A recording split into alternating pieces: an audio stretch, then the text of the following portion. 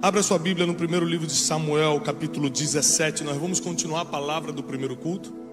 Então, você que não teve no primeiro culto, assiste depois na internet para a gente continuar. Essa aqui é uma segunda mensagem.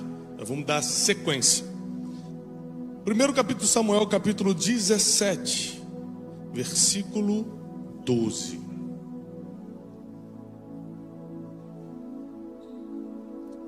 E Davi era filho de um homem efrateu de Belém de Judá, cujo nome era Jessé. Ele tinha 8 filhos, e nos dias de Saul, era este um homem já velho e adiantado na idade entre todos os homens. Foram-se os 3 filhos mais velhos de Jessé, e seguiram a Saul à guerra. E eram os nomes desses seus 3 filhos que foram à guerra: Eliabe, o primogênito, Abinadab, o segundo, e o terceiro chamava-se Samá.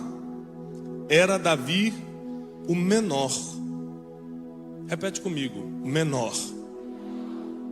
Mais forte: menor. Uma coisa que eu percebo na Bíblia é que Deus não gosta de começar grande, não gosta de usar quem já está dando certo.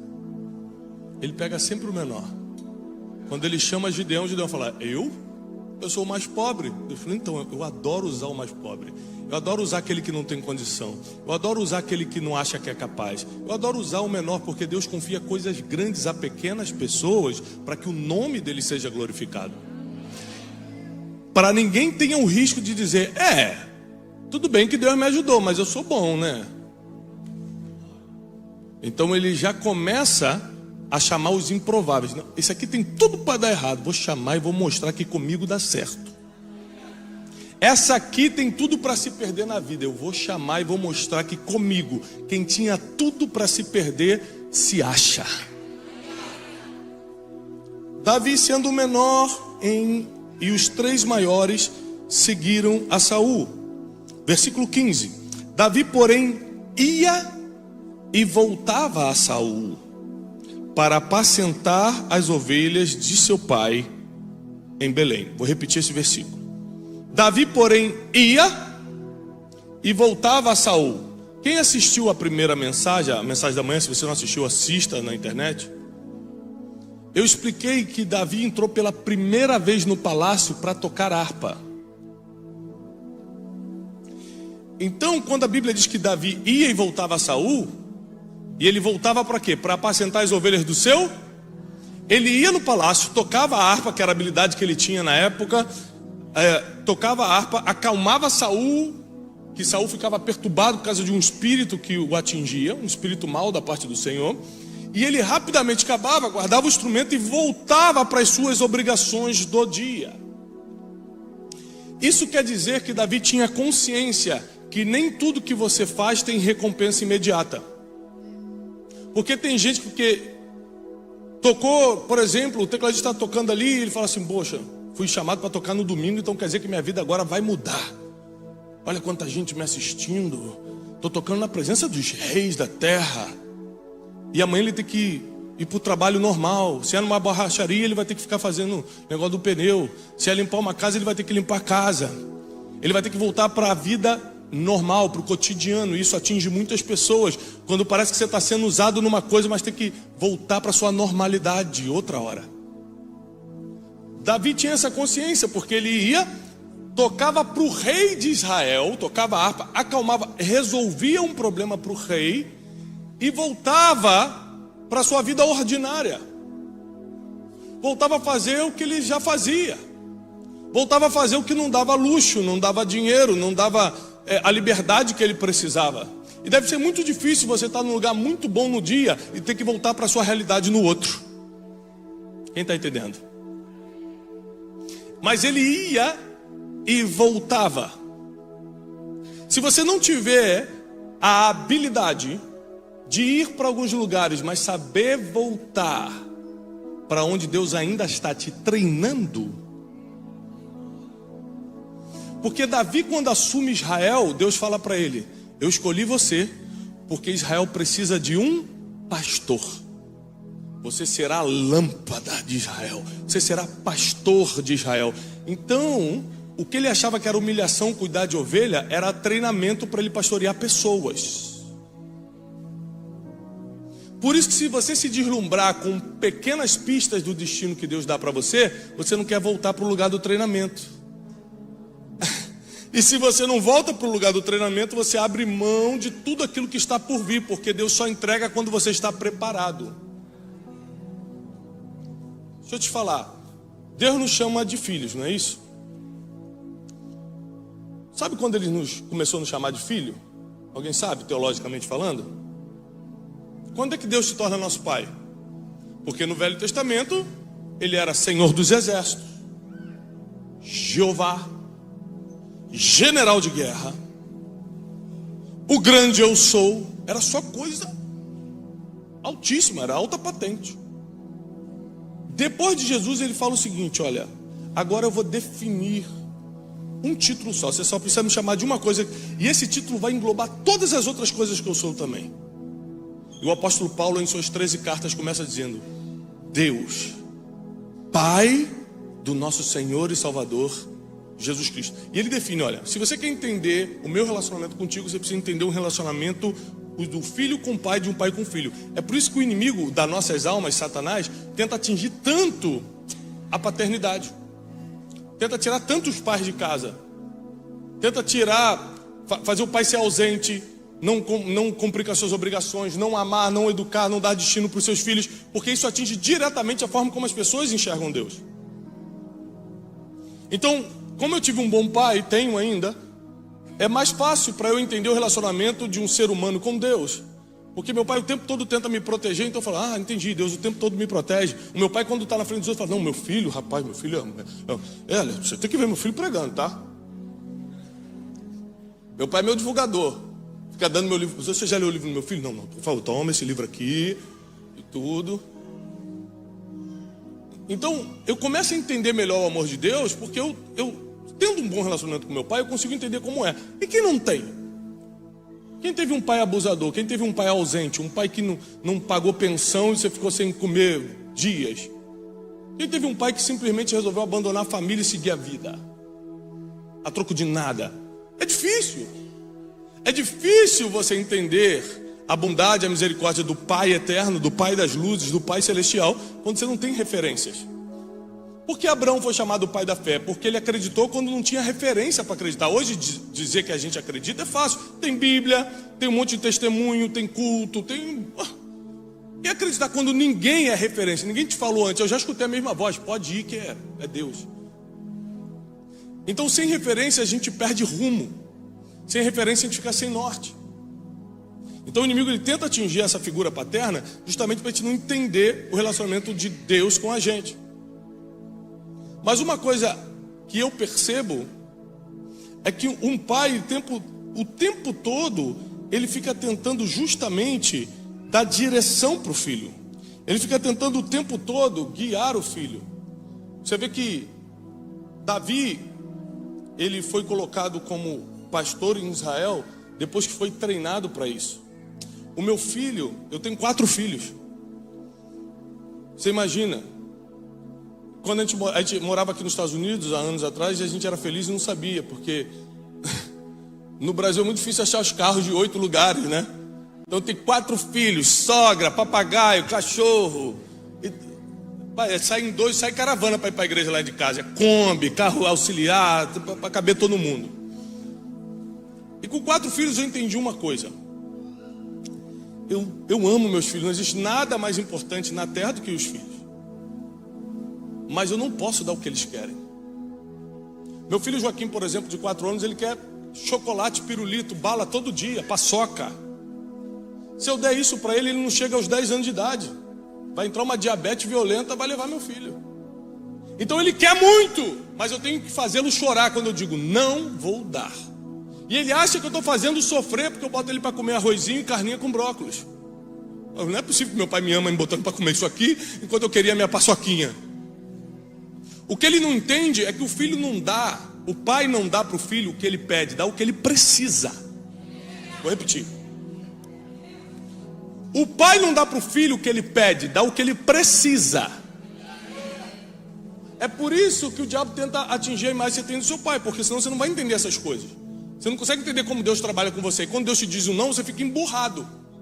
Imagina quantos nãos Deus deu para Davi. E ainda assim ele continuava indo e vindo. Ele ia lá, cumpria o compromisso dele com a harpa, voltava, cuidar de ovelhinha. Porque é muito difícil você ver todo mundo se dando bem e você continuar na sua vidinha ordinária. A Bíblia diz que Eliabe, Abinadab e Samar já estavam no exército. Ou seja, foram para o lado de Saul, estavam com patente, estavam crescendo financeiramente, e ele ainda estava, vai lá, cuida de ovelhinha, corre lá, toca para o rei, não vai ter um dinheirinho hoje não, então volta lá com ovelhinha, e tal, e na vida ordinária, vendo quem estava perto dele se dar bem. E voltar é muito difícil, porque é quando você vai e volta, que você se compara. As redes sociais potencializaram muito isso. Hoje você entra na rede social de uma pessoa, está todo mundo se dando bem. Todo mundo está se dando bem na rede social, mas só na rede social, não se engane. Eu mesmo nunca postei uma briga minha e da minha esposa na rede social. A gente só posta coisa boa. Quando a gente está brigando, a gente desliga o celular. Vai que a Siri escuta, né? A Siri fala: que isso, pastor? Então você vê na rede social, está todo mundo se dando bem. Você está lá no Brasil ainda, aí vê o amigo que se mudou para os Estados Unidos. Aqui nunca aconteceu isso, mas tem muitos lugares em outros estados americanos que acontece. Que a pessoa está no Brasil e vê lá: gente, ele foi mês passado, já está com esse carro.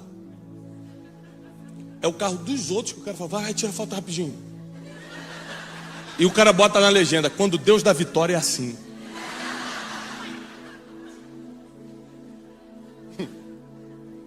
Aí você lá no Brasil fala: eu vou também. 3 anos depois você fala: gente, que aquele moço da foto que desapareceu? Eu tô aqui há 3 anos. Que luta! É porque a gente, indo e vindo, a gente vai se comparando. E quem olha para o lado não consegue olhar para frente. Aí você começa, ao invés de olhar para o que está chegando, você olha o que está acontecendo na vida das pessoas, que não tem nada a ver com o teu destino e muito menos com o teu propósito aqui na terra. Então Davi teve que lidar com várias coisas. Vida emocional: peraí, eu não posso deixar que meus irmãos se dando bem seja um impedimento para eu continuar fazendo o que eu preciso fazer. Porque uma coisa bem impressionante na Bíblia é que Deus nunca chamou quem estava parado. Toda vez que Deus chamou alguém, a pessoa estava trabalhando. Eu não estou falando empregado ou desempregado, não. Estou falando trabalhando. Quando ele chama Gideão, ele estava malhando trigo. Quando chama Davi, estava apacentando ovelha. Ninguém estava em casa: se Deus quiser, ele me chame, porque... Ninguém está em casa parado. Deus não chama quem está parado. Deus chama quem de alguma forma já está se preparando para o que está chegando. Você está se preparando? Porque está chegando. O problema que acontece é que quando nós estamos na vida ordinária, fazendo aquilo que é comum todos os dias, vendo pessoas aparentemente viver o extraordinário, porque os irmãos de Davi estavam vivendo o extraordinário, só aparentemente, na verdade não, eles estavam com medo. Nessa cena aqui vai aparecer Golias, e a Bíblia diz que quando o gigante aparece, todo o exército de Israel entra em pânico, menos uma pessoa. Teve um que não entrou em pânico. Teve um que caiu de paraquedas ali. Sabe por que ele caiu de paraquedas? Porque ele estava cumprindo um princípio. Quem cumpre princípio cai numa oportunidade que nem era tua. Vou te provar. Ele estava lá cuidando de ovelhinha. No outro dia lá tocava para o rei, voltava para as ovelhinhas, voltava para o rei. O pai dele: ei, pega esse pão e esses queijos e leva na batalha para mim. Agora é de office boy que ele vai trabalhar. E ele pensou o seguinte: cara, minha vida não melhora, né? Agora eu vou de entregador de iFood, de Uber Eats. Assim, ó, toma isso aqui e entrega lá na guerra. Você não vê Davi reclamando, porque o princípio de honrar pai e mãe, de honrar a autoridade, não pode ser quebrado. Então ele podia estar insatisfeito, ele podia estar revoltadinho, mas ele pega e fala o seguinte: eu vou lá, pai. E quando ele cumpre um princípio, Deus vai e começa a cumprir uma promessa. Pega Davi, leva Davi, Jesus, inimigo furioso, hein? Inimigo quer me derrubar, mas não vai não. Ele pega Davi e coloca na frente de um gigante. Quando ele olha, Israel está em pânico e ele não. Mas deixa eu te explicar, é muito normal você entrar em pânico quando você está diante de algo que não se pode vencer. Alguém bota uma arma na sua cabeça e você está desarmado, você entra em pânico, sim ou não? Ou seja, não tem nada de anormal entrar em pânico numa situação de perigo. O povo de Israel estava em perigo porque eles estavam lá com espadinhas que parecia uma faquinha de tão pequena, e o cara de 3 metros de altura estava com uma espada de 1 metro. Então é lógico que eu vou entrar em pânico. É lógico que eu vou ficar com medo. Mas se todo mundo ali era ser humano e estava com medo, por que Davi não estava? Por que Davi não teve a mesma reação que todo mundo? Tem 2 motivos. Tem 2 motivos. Primeiro motivo: quem já está insatisfeito e não aceita mais a vida ordinária, faz qualquer coisa para passar por extraordinário. Então Davi fala assim: peraí, eu não posso continuar nessa vida que eu estou. Isso aqui é uma oportunidade, eu posso perder tudo. Você já viu que quando aparecem aquelas tragédias de enchente no Brasil e tal, eu falo assim: o que você perdeu? Eu perdi tudo. Mas o que você tinha? Não tinha nada. Quem não tem nada a perder, faz o que tem que fazer para mudar a realidade. Quando você tem coisa a perder, você pensa, você calcula muito. Não, mas aí... Por isso que o apóstolo Paulo falou: eu considero tudo perda, por causa de algo maior que está vindo. Tudo que eu tenho é perda, não serve. Então Davi fala o seguinte: está todo mundo com medo porque eles têm coisa a perder. Ó, Eliabe já tem título no exército, se falhar perde o título. Fulaninho tem dinheirinho guardado, se morrer o dinheirinho vai ficar para quem casar com a mulher dele depois. Davi fala assim: eu não tenho nada a perder. Eu estou cansado dessa vida ordinária. Isso aqui é uma oportunidade para passar para o extraordinário. Tiago, quer dizer que eu não tenho que ter nada para ter coragem de fazer algo extraordinário? Claro que não, você só não tem que se apegar às coisas que Deus confiou até você, em você até hoje. Ou seja, eu tenho algumas coisas significantes na vida, mas em nada eu considero isso um ganho. Se eu tiver que abrir mão de tudo para algo maior que Deus quer me levar, portanto que seja Deus, está feito. E Davi fala: eu vou enfrentar. Mas tem um segundo motivo. Primeiro, ele estava disposto a sair do ordinário para o extraordinário. Segundo, ele não negou o treinamento lá de trás. A Bíblia diz que ele já tinha enfrentado um urso e um urso e um leão. Seja sincero comigo. Você foi contratado para cuidar dos 3 cachorrinhos da senhorinha do seu condomínio. Ela vai te pagar $10 a hora. Você fala: que delícia, vou ficar sentado aqui com os cachorrinhos, fechar 10 horas por dia, eu vou ficar aqui. Pá. Do nada, você está com os 3 cachorrinhos. Um alligator sai do lago, 6 metros de comprimento, vem para cima dos 3 cachorrinhos. O que você faz? Não vai pegar os cachorrinhos dessa senhorinha, não. É isso que você faz? Ninguém toca nos cachorrinhos dos outros aqui, não, hein? Parte para cima do crocodilo, é isso que você faz? O que o ser humano comum faz? Sai correndo. Diabo, vai embora. Somente quem quer fugir do comum e ir para o extraordinário enfrenta o que ninguém enfrenta. E aí Davi fala assim: ninguém vai tocar nas poucas ovelhas do meu pai, não. Só que quando ele não foge desse problema, ele não tinha nem ideia que ele estava sendo treinado para algo maior. Esses dias, anos atrás, 3, 4 anos atrás, eu estava vendo Discovery Channel. Já viu aquelas partes que passam dos animais? Tem o Animal Planet, tem um negócio. Aí estava passando o urso quando vai atacar. O urso quando vai atacar, ele vê assim alguém para atacar. Ele vai nas 4 patas e quando chega perto, o que ele faz? Quem já viu? Levanta em 2 patas, não é isso? Que ele com essas 2 aqui que ele vai para cima. E o Discovery Channel falou: o urso em pé, em posição de ataque, pode chegar a 3 metros de altura.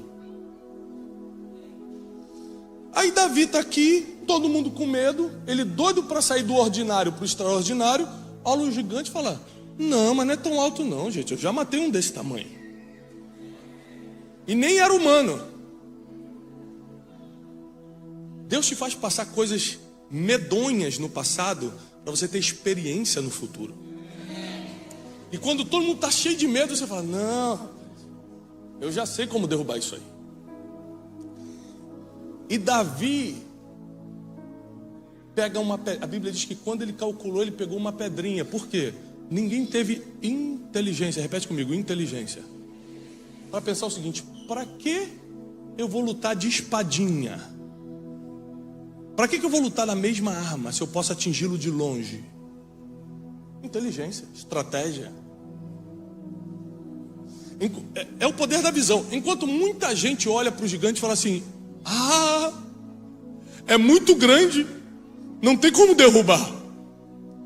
Outras pessoas olham para o mesmo gigante e falam: meu Deus, é muito grande, não tem como errar. Não, não tem como errar não, a cabeça é muito grande. Ó, glória, aqui ó. E vai na testa, derruba e entra para a história. A Bíblia diz que Israel começou a cantar o nome de Davi. Um dia antes, ele estava de Uber Eats. Toma aqui pãozinho, queijo, vai, toca a harpinha, volta aqui, cuida das ovelhas. Um dia antes ele estava só suando, ó, só na correria. Já viu que a gente fala: tá na correria, tô na correria, toca aqui, vai para cá. Um dia antes ele estava assim. Outro dia, estava todo mundo cantando Israel. Saul matou milhares, mas Davi matou seus 10 milhares. De um dia para o outro, Deus muda a sua história, se o processo que ele te colocou está sendo levado a sério. Davi não estava em casa curtindo a vida ou reclamando porque as oportunidades não chegavam para ele. Ele estava trabalhando enquanto uma oportunidade não aparecia. E quando apareceu, ele estava treinado pela escola, pelo Harvard Business. Não, estava treinado pela vida. O maior treinamento que Deus te dá é a vida. Olha o que você já passou na tua vida, para você ver como é que você já está treinado. Você pode até chamar de problema, mas o que você chama de problema, Deus chamou de treinamento. E está te colocando num outro nível. Está te colocando numa nova estação. Porque muita gente pensa em desistir nessa correria. Eu estou usando minha habilidade aqui para os outros, aí tem que vir aqui para ganhar merreca com as ovelhas. Agora já estão abusando de mim, pedindo para levar pão lá para os outros. Enquanto você está pensando em desistir, porque não vê perspectiva de futuro, tem gente como o Davi que fala assim: não, uma hora chega a oportunidade, e não chega do jeito que eu quero não, chega de um jeito medonho, assustador. A oportunidade tem o hábito de andar disfarçada. Você acha que é um problema, mas é uma oportunidade. Você acha que é uma pressão, que é uma luta, mas é uma grande chance. Geralmente oportunidades vêm disfarçadas. E Davi entra nessa batalha. E a primeira coisa que ele pergunta, que Davi sabia o que queria: você sabe o que você quer? Davi sabia. Quer ver? Ele entra na batalha. Qual é a primeira coisa que ele faz? Quem lembra? O que ele grita? Hã? Quê? Qual é a recompensa? Muita gente fala o seguinte: não, ele falou: quem é você para afrontar o exército do Deus vivo? Falou mesmo, depois. Ele ficou espiritual depois que ele soube da recompensa. Quando ele soube da recompensa, ele quem é esse homem aí para afrontar o exército? Qual é a recompensa? O que vão dar para quem derrubar? Ele nunca tinha perguntado de recompensa para ninguém. O pai dele mandava fazer as coisas, ele fazia. Saul mandou ele tocar, ele tocava. Ele nunca tinha perguntado: mas o que eu vou ganhar? Mas tem uma hora que vem tudo na tua mão. Ele falou: ninguém quer lutar, só eu. O que eu vou ganhar? E aí todo mundo começa a falar: olha, o rei vai dar a mão da filha. Ele: opa, vou deixar de ser plebeu e vou me tornar nobre? Isso. Vai enchê-lo de riquezas. Vou deixar de ser pobre, vou ficar rico? Isso. E vai isentar a casa do pai de impostos em Israel. Ainda vou honrar meu pai e minha mãe. Fechado, eu vou. Quem é esse incircunciso para afrontar o exército de Deus. Aí ficou espiritual. Quando ele soube que ia ficar rico, ele falou: deixa comigo. Sabe por que muita gente não luta com gigantes? Porque não sabe o que quer. Não sabe qual é a recompensa de derrubar gigante. Quando a depressão aparece, você se entrega. Quando a quebra financeira vem, é mais forte do que a tua vontade de se levantar. Quando alguém fala mal de você, você se tranca e chora por 3 dias. Porque você não sabe que quanto maior o gigante, maior a recompensa. Quanto mais ninguém quer fazer o serviço, mais caro vão pagar para quem quer fazer. Ninguém queria fazer esse serviço, derrubar o gigante. Davi falou: deixa que eu derrubo, mas o que vão dar? Davi não era pidão, ele só pediu na hora certa. Já viu gente pidona? Que o tempo todo está pedindo? Davi, ele serviu por muitos anos para um dia só pedir. E quando pediu, irmão, pediu bem. E saiu por cima. Sirva por muitos anos sem esperar nada em troca. Porque o dia que Deus falar, pode pedir, você vai saber exatamente o que pedir. E isso vai mudar a sua história para sempre. Por isso, se você está pensando em desistir, eu vim aqui para te dizer, não desiste.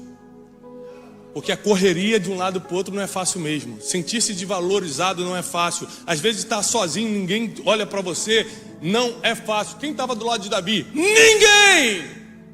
Seus irmãos zombavam dele. Quando ele chega na frente da batalha, ele abre e diz assim: o que você veio fazer aqui? Com certeza você veio espionar, veio aqui fazer fofoquinha, veio aqui saber do que está acontecendo. Davi, mas o que eu fiz dessa vez? Quando ele fala isso, mostra que o tempo todo acontecia esse tipo de acusação. O que eu fiz desta vez? O tempo todo, quem estava próximo e deveria ajudar, estava fingindo que ele não existia, estava caçoando dele, estava duvidando do futuro dele. E ainda assim ele falou assim: eu vou derrubar esse gigante. Tem gente que não chega nem a lutar com o gigante porque desiste quando alguém do lado começa a te afrontar. Tem gente que nem luta as lutas que tinham que lutar porque na fofoquinha dos outros já desanima. Davi não. Davi dá uma aula pra gente. Eu derrubo. Mesmo que meus irmãos estejam ali, doido para não acontecer, meus irmãos estão torcendo para eu cair. Eu derrubo. Porque eu quero sair dessa vida ordinária que eu estou vivendo, eu quero começar a viver algo extraordinário. Porque eu não passei aqueles problemas com o urso e com o leão para agora fingir que eu não sei lutar. Eu já sei lutar. Eu não vou deixar que meu passado seja problema. Eu vou ver como treinamento e vou lutar com isso aí. E a história de Davi muda para sempre.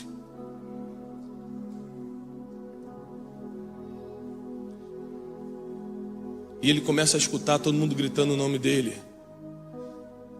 Israel começa a celebrar o nome de Davi. E aí começa um outro problema. Porque deixa eu te falar uma coisa: problema na vida nunca acaba. Quem está passando um problema hoje aqui? Quando esse problema acabar, que vai acabar porque problema não dura para sempre, adivinha o que vai acontecer? Vai vir outro. Desculpa te dar essa notícia. É que a vida é assim. Gente, deixa eu te... Tem problema que é bom você nem pedir para Deus para acabar rápido, porque você não sabe o que vai vir depois. Tem que falar: Deus, isso aqui tá bom, deixa eu com esse probleminha. Porque tem uns problemas mais ou menos que acabam e vem um pesado. Fala: Deus, aquele problema estava uma delícia, eu não sabia. Meu Deus, e agora esse é que eu tenho que enfrentar? Problema não acaba. Tiago, e quando eu ficar bilionário? Vai ter problema de bilionário. E quando eu for cheio do Espírito Santo e rodopiar na igreja? Vai ter problema de quem está cheio do Espírito Santo. O problema não termina, você muda só o tipo de problema. É lógico que, por exemplo, se você fica milionário, bilionário, você não vai ter mais o problema de atrasar a conta. Ou de ficar pensando no que vai comer porque não sabe se o preço dá. Esse tipo de problema você não tem mais. Aí tem outros, emocionais, espirituais, filho que não quer falar contigo, tem outros problemas. Então Davi sai de um problema e entra em outro pior. Porque quando ele brilha, o rei começa a ter inveja dele e fala: vou matar esse menino. É muito pior um rei querer te matar do que você só ser pastorzinho de ovelha com salário baixo, não é? É melhor ficar vivo ganhando um pouquinho aqui, porque agora está famoso e quem pode me matar falar que vai matar. O rei podia matar ele. E quem podia matar disse: eu vou te matar. Então existem promoções que te levam para o lugar que você queria ir, mas prepare-se, porque lá vai ter gigantes que você não pensou que teria. O gigante Saul era pior do que o gigante Golias. Porque Golias, Davi tinha permissão para derrubar, permissão divina. Saul ele não podia tocar, porque ele era ungido do Senhor. Então ele teve que ser perseguido sem poder reagir. Se Golias viesse com espada, ele vinha com a pedra. Mas Saul ele só tinha que pegar e fugir. Meu Deus, tacou uma lança em mim, foge. Meu Deus, mandou 3.000 soldados no exército me pegar, foge. E até o final da vida de Davi, ele já era rei, consolidado em Jerusalém, tudo certo. Do nada o filho dele se rebela, Absalão, e tenta tomar o trono. Começa uma revolução, ele tem que fugir descalço do palácio. Os problemas nunca acabaram, nunca acaba. Para cada fase da tua vida, os problemas que você passou no passado vão te dar experiência para lidar com os problemas do presente. E cada problema que você vence é uma nova promoção que chega. A vida do crente é vida de promoção. Porque a gente vai brilhando conforme a luz da aurora.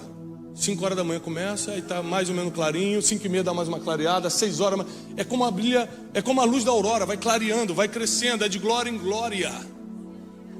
Então não pensa que a tua vitória de ontem nunca mais vai se repetir. Na verdade não vai mais se repetir. A próxima será maior, porque é de glória em glória, é de vitória em vitória, é como a luz da aurora, vai brilhando cada vez mais. Não quer dizer que não vai ter problema, não quer dizer que não vai ter perseguição, quer dizer que nada poderá te tocar, nada poderá te destruir, nada poderá te desanimar, nada poderá impedir o que Deus já vai fazer na sua vida. Nada, nada.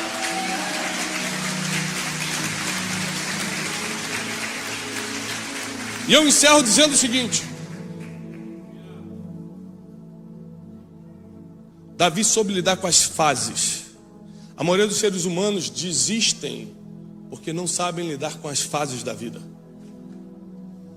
Eu estou vivendo uma fase hoje que quem me vê de fora fala: Tiago está numa fase boa. Mas é porque você só vê número. Você vê o número de rede social, vê onde eu vou, onde eu deixo de ir e tal. Mas na verdade é uma fase muito difícil, onde você tem que tomar decisões, que uma decisão errada... Se há 10 anos eu tomasse uma decisão errada, eu, puxa, errei, caramba, vou começar de novo. Se eu tomo hoje, acaba com a minha vida. Você tem que andar mais atento com tudo, escolher com o que você faz, o que não faz, onde veste, com quem anda, tudo. Você tem que estar 24 horas atento, ligado, no mundo espiritual, no mundo natural. Acabou. Então é fácil você olhar para os outros de fora e falar: está numa fase boa. Você não está acompanhando por dentro. Você não sabe os desafios. Você não sabe como está a vida emocional, como está a vida espiritual, como está a família, como está que tipo de inimigos ele está enfrentando. Porque a maioria dos inimigos você enfrenta e não pode tornar público, porque senão você divulga o inimigo. Aí você tem que enfrentar calado. Então deixa eu te falar uma coisa: a vida de Davi, como a nossa vida, foi uma vida feita de fases. E ele soube respeitar cada fase. Por isso ele terminou bem. Porque errar, ele errou mais do que a gente. Errar, ele errou mais do que a gente. Mas ele terminou bem. Porque ele soube como respeitar cada fase. A fase que você está hoje não é para você desistir. É para respeitar. Porque está vindo algo muito melhor aí. Está vindo algo que vai te levantar de vez. E nada será capaz de te derrubar. Se você crê nisso, fica de pé e aplauda ao Senhor. Eu quero orar por você.